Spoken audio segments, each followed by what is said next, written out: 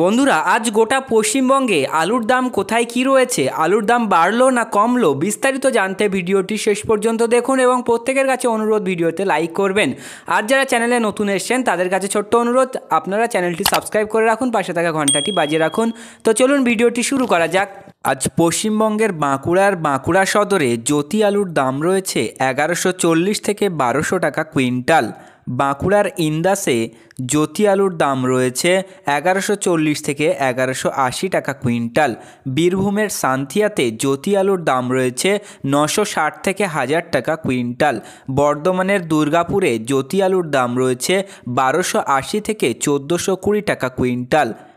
বর্ধমানের দুর্গাপুরে অন্যান্য আলুর দাম রয়েছে 1100 থেকে 1200 টাকা কুইন্টাল।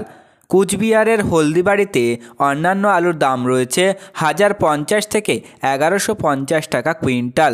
দার্জিলিং কৃষিয়াংয়ে অন্যান্য আলুর দাম রয়েছে 1800 থেকে 2000 টাকা কুইন্টাল। হুগলির শেওড়াফুলিতে জ্যোতি আলুর দাম রয়েছে 1150 থেকে 1200 টাকা কুইন্টাল। বাঁকুড়া সদরে লোকাল আলুর দাম রয়েছে 860 থেকে 920 টাকা কুইন্টাল। বাঁকুড়ার খাতড়াতে জ্যোতি আলুর দাম রয়েছে 1150 থেকে 1200 টাকা কুইন্টাল।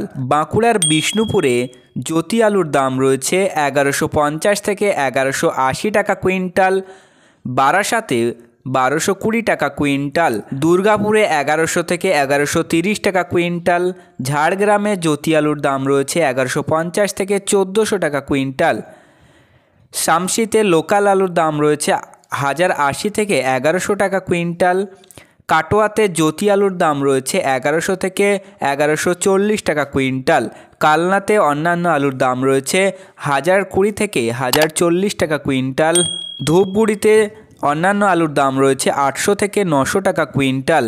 কালিম্পংয়ে লোকাল আলুর দাম রয়েছে 2500 থেকে 2700 টাকা কুইন্টাল। তমলুকে জ্যোতি আলুর দাম রয়েছে 1170 থেকে 1240 টাকা কুইন্টাল। মাথাভাঙাতে অন্যান্য আলুর দাম রয়েছে 1050 থেকে 1075 টাকা কুইন্টাল।